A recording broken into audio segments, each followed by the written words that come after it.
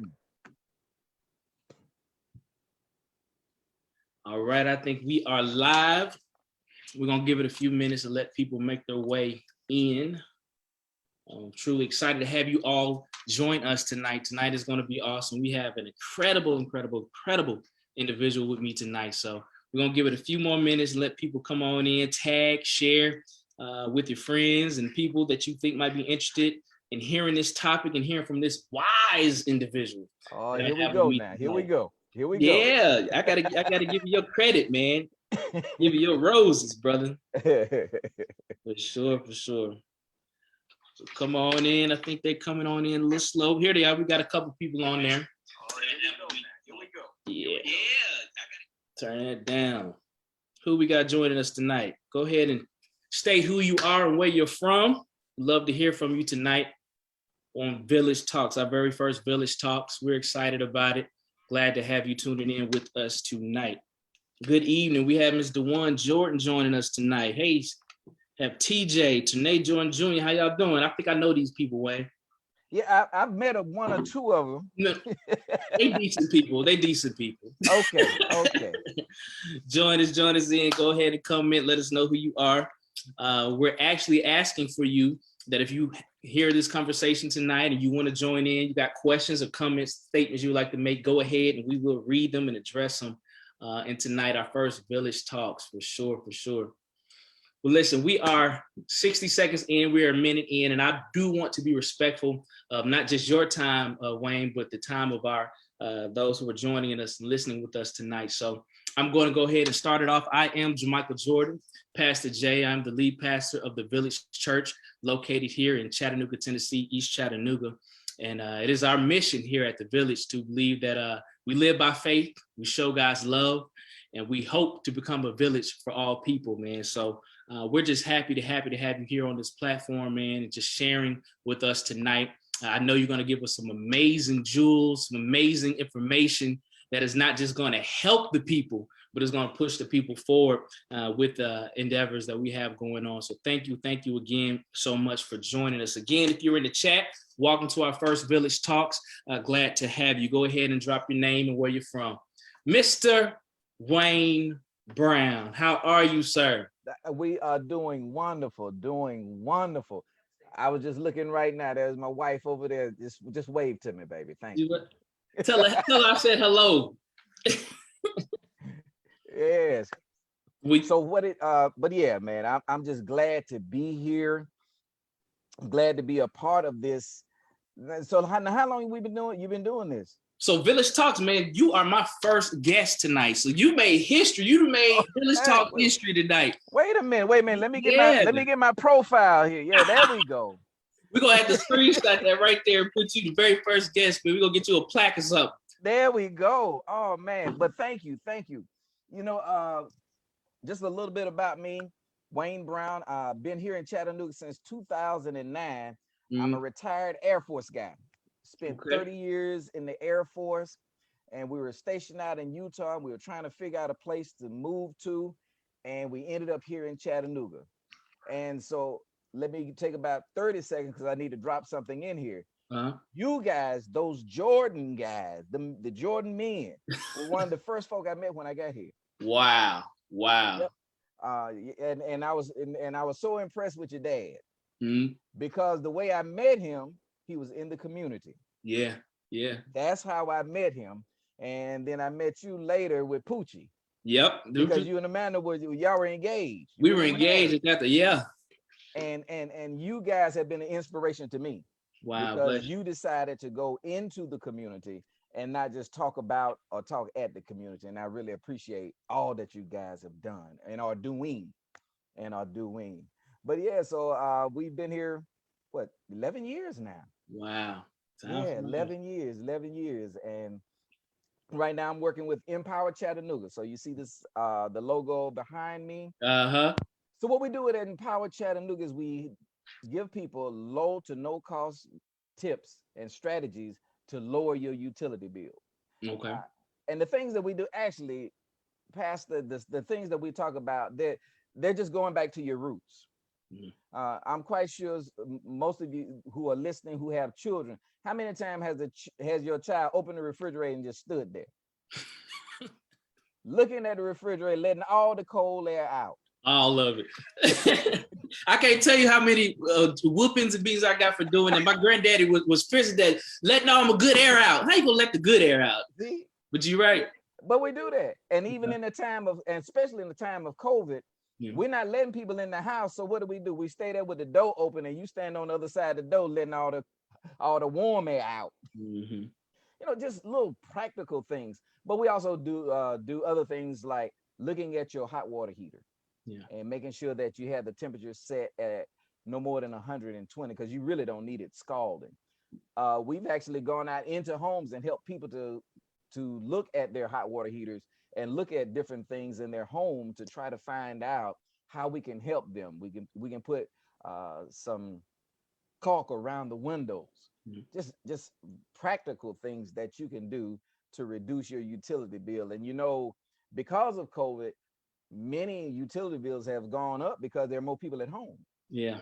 You know, before you can just turn the heat off and wait till you get back home. Well, somebody's home 24/7 in many houses now, Mm-hmm. and you're trying to heat those houses. You're trying to do the best you can by your people, and it's costing. Absolutely, man. When I was in a meeting when I first heard about Empower Chattanooga, and when I heard, I said I have to get this message out to the people. And I was me and you. I talked to you probably a month ago, saying how can I get you to express what you guys are doing in the community and how it benefits, because this topic is so important.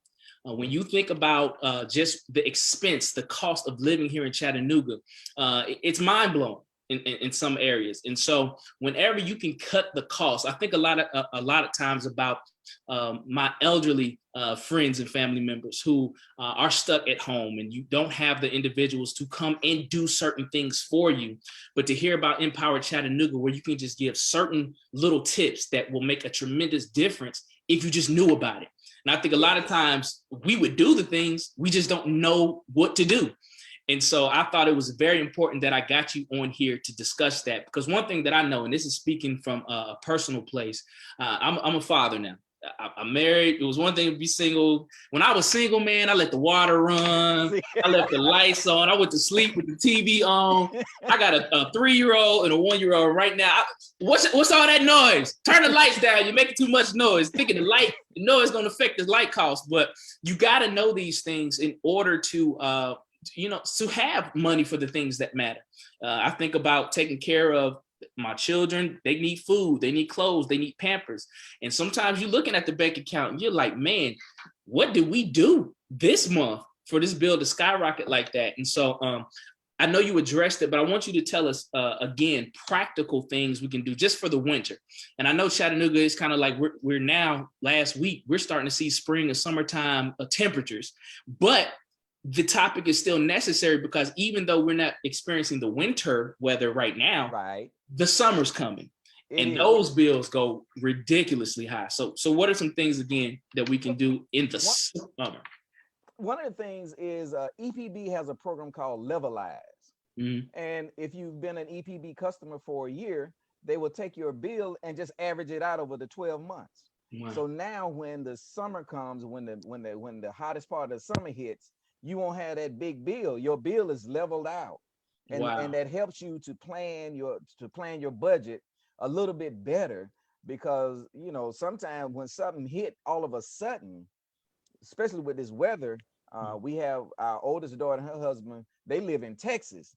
Wow. And and they got hit just all of a sudden, and now you're waiting for that bill to come. Well, fortunately, EPB has a program where you can levelize that.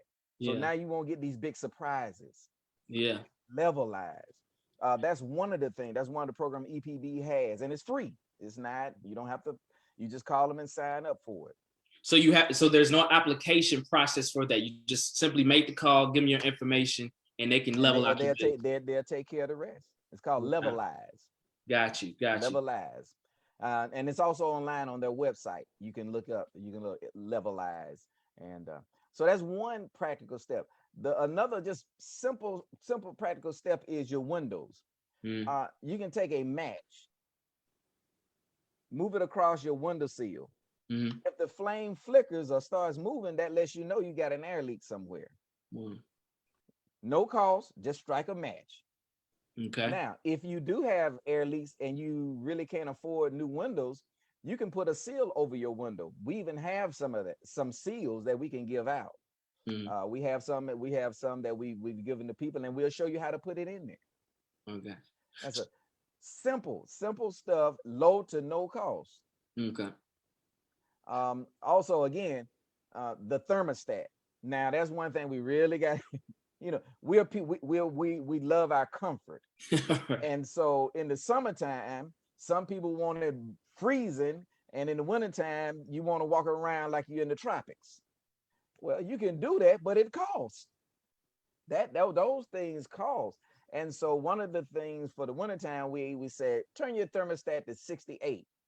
Well, that's when people start, you know, bleeping stuff because I know they saying stuff about me. Mm-hmm. Because man, I'm not turning my heat down to 68 in the winter. Mm-hmm. Okay, well, can you turn it down 1 degree Wow. this month? Next month, turn it down another degree. Make it gradual. By the time next summer comes, you'll be down to 70 before you know it. Wow. Wow. Something very simple, and everybody in the house can get acclimated to it. You don't have to, just all of a sudden hit it. You just slowly get everybody acclimated to it because we're in this thing together. We're in this thing together, For sure. and the more we can help each other, the more we can help each other, the better off our communities will be. Absolutely. I think my wife has gradually taken that step. It keeps getting hotter and hotter and hotter in my house, and I usually keep the air on. I'm like, well, I think she's doing that. I think you talked to her.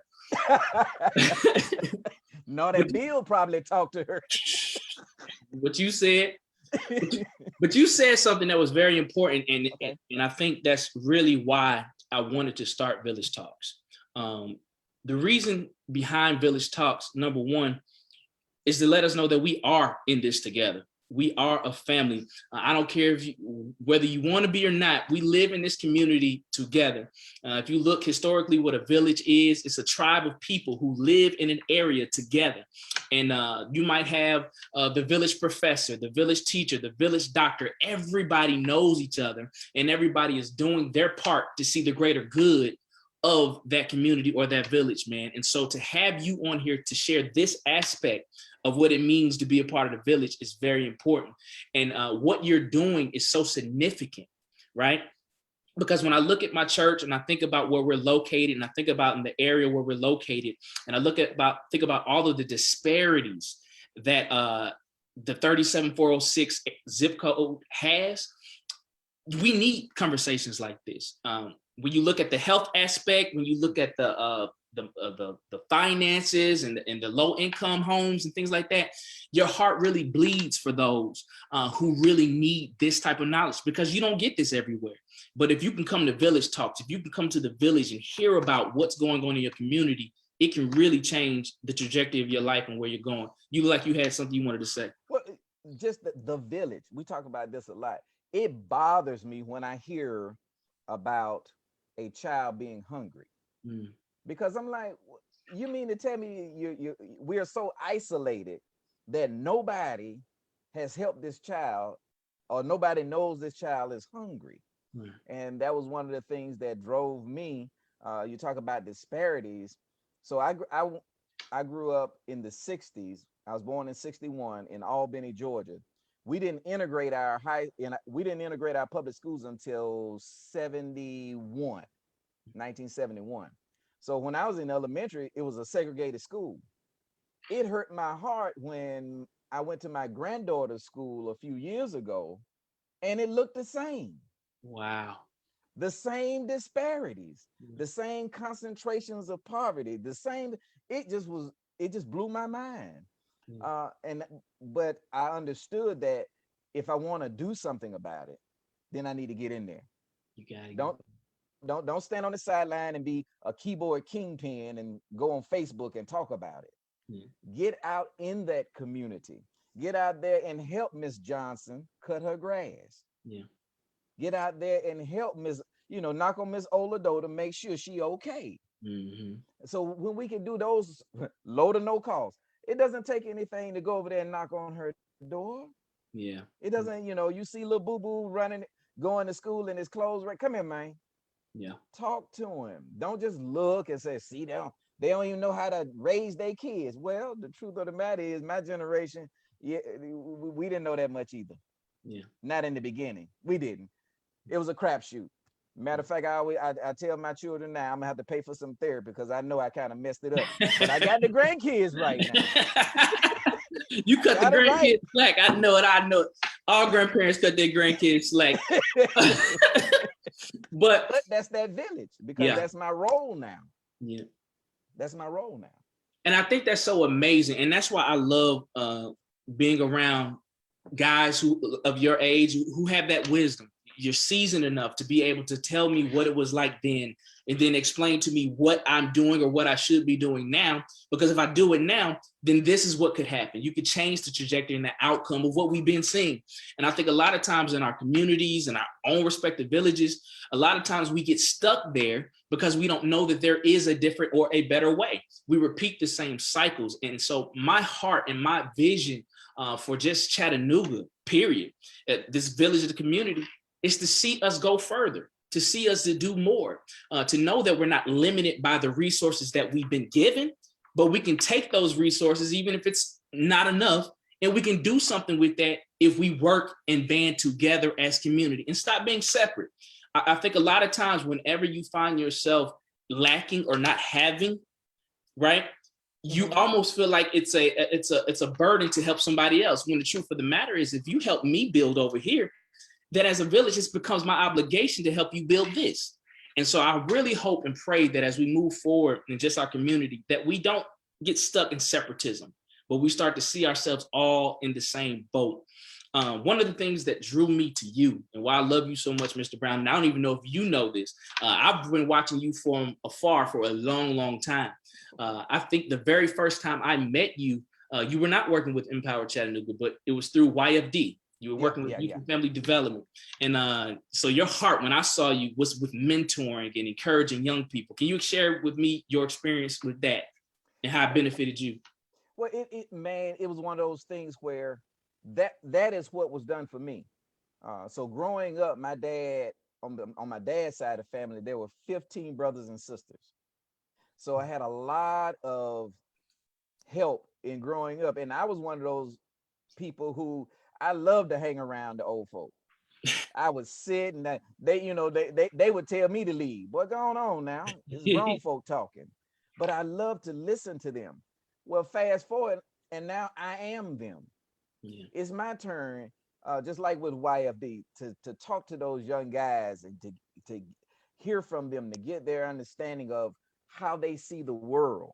Yeah. And not tell them how to see the world, but help them just to navigate this thing, because the answers that worked for me in 1979 when I graduated from high school,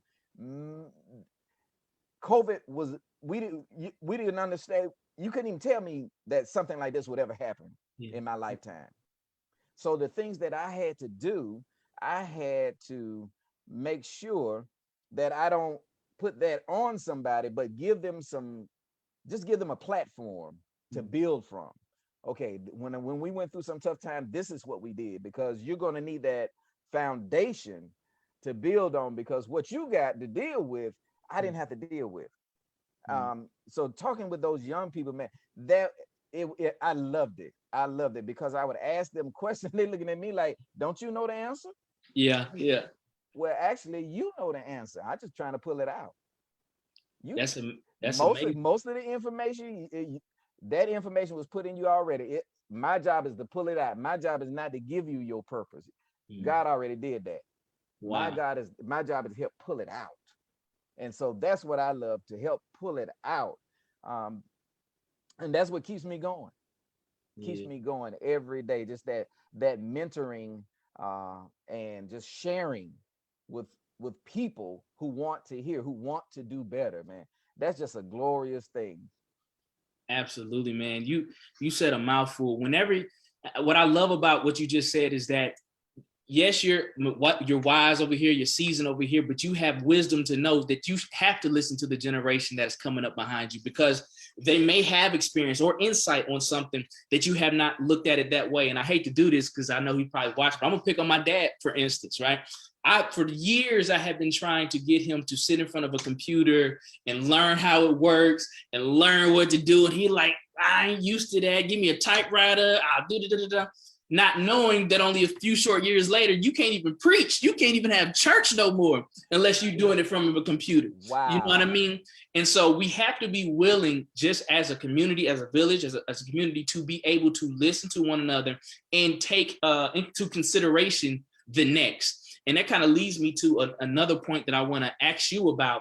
Okay. What advice can you give young adults or young people who are looking to want to make a difference, but don't know how, or they don't know where to go to get the inspiration that they need to push forward? Because I know a lot of people who are my age and younger who are wanting to see some great things take place in Chattanooga. They're wanting to see us push and move forward. But a lot of times we hit a brick wall when we start looking at a lot of our people who have held positions or they've been doing this for a while. It's kind of hard to break the ice or break that glass ceiling. So how do we as young people still be effective, but yet still allow respect to the old guard? And again, now I'm that uncle, because before I had the same questions. Yeah. And just like, I'm trying to do something and y'all don't want to listen to me. Well, I had to make sure that when I became the seasoned brother, I need to make sure to listen. Now, one of the ways I would tell you to tell any young person that said, well, I want to get involved. It's quite simple. Head down to the village church. Thank you, sir. Thank you. It ain't that complex. Yeah. It ain't that complex. Why? Not because, you need to go down there to that church, but because they're doing things. Okay.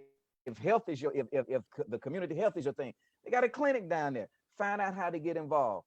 If going into the schools is your thing, it doesn't, you don't have to wait for anybody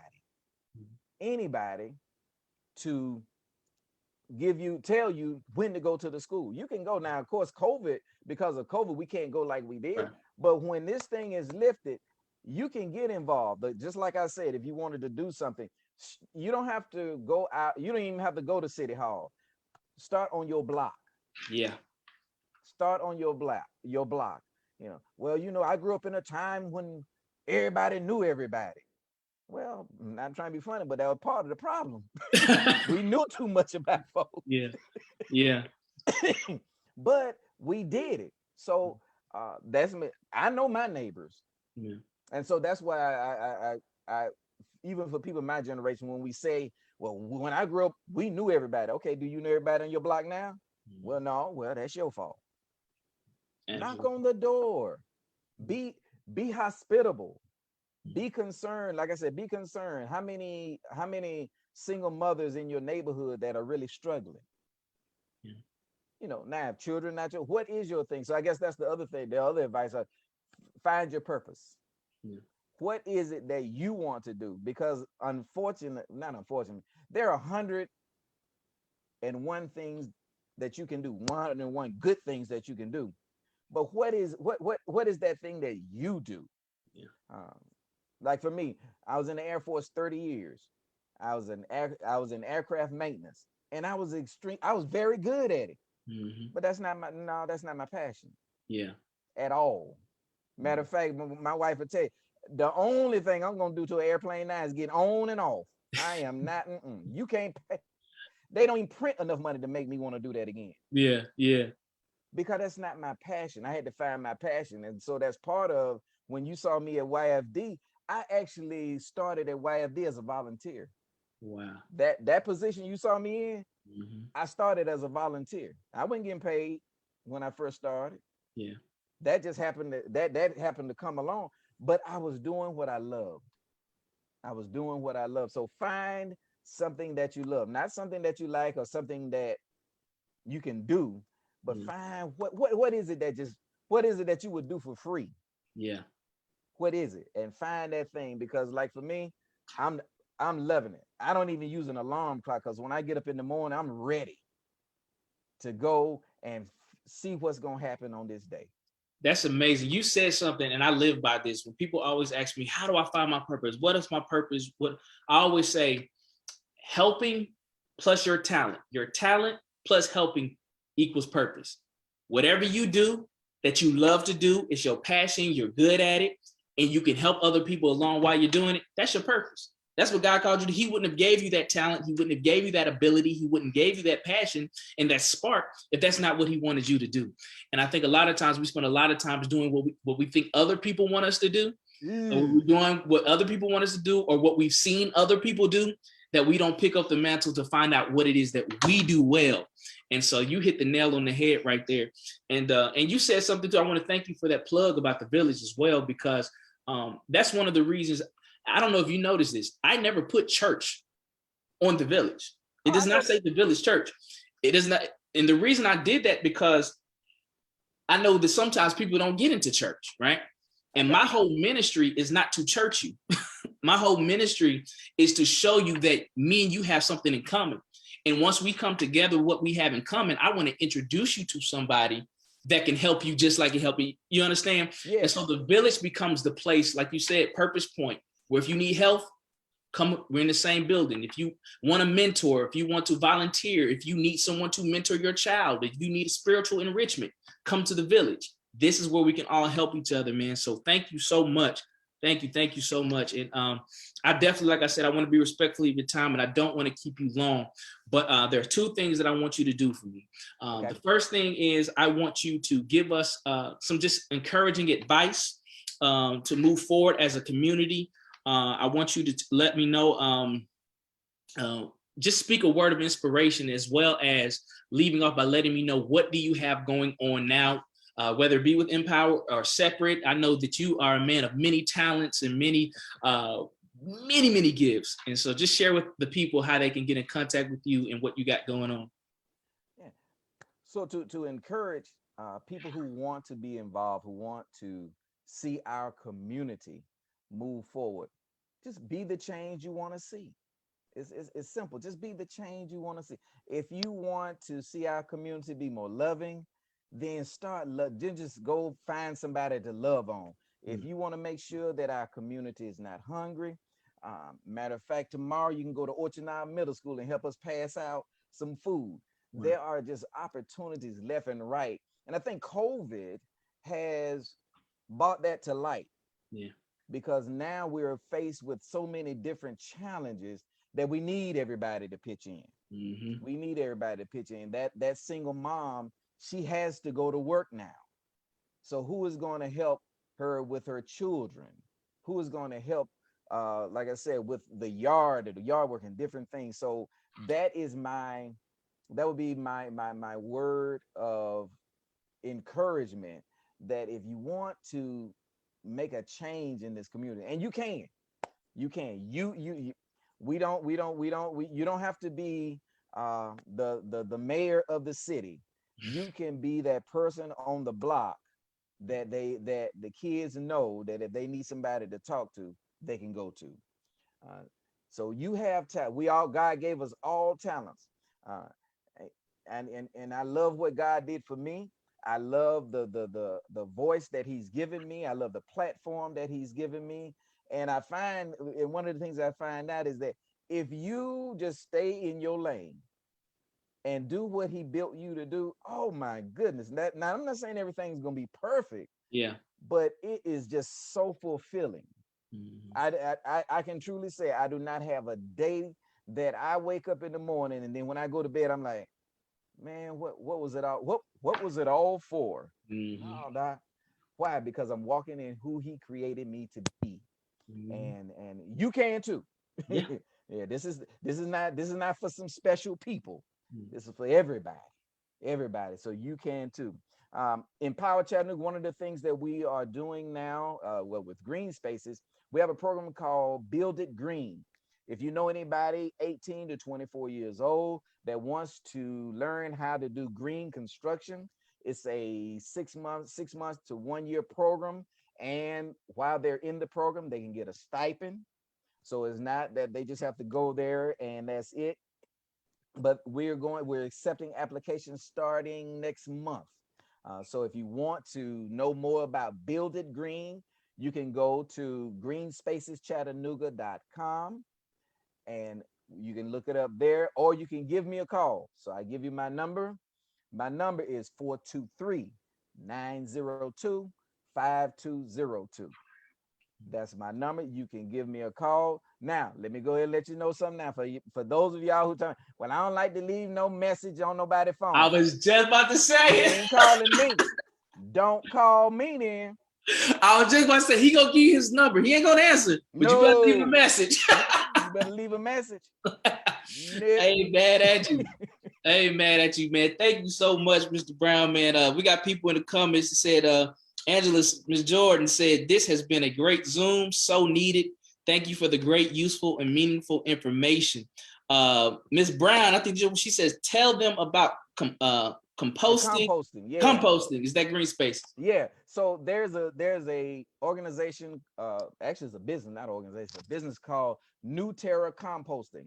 And so what they do is when you become a member, you'll get a bucket and you just put all your food in that bucket and you empty when it gets full, you empty it into a recycle bin. And then they take that bin and make compost out of it. And then I think it'll be in May, then you get, I forgot how many pounds of compost from that. And that's when we can start really doing our home gardens.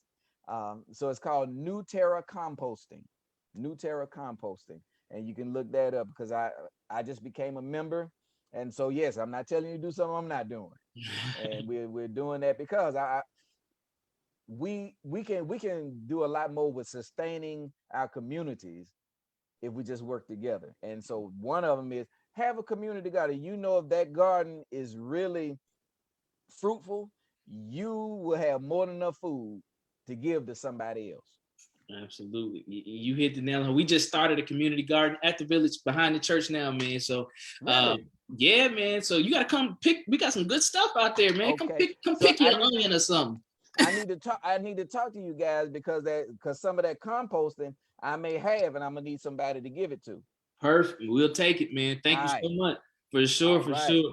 Well, thank you again, man. We're going to go ahead and wrap up. I want to tell you all who joined us tonight, man, thank you so much for joining us for Village Talk. This is our very first one, and our very first guest was Mr. Wayne Brown. I told him earlier he made history.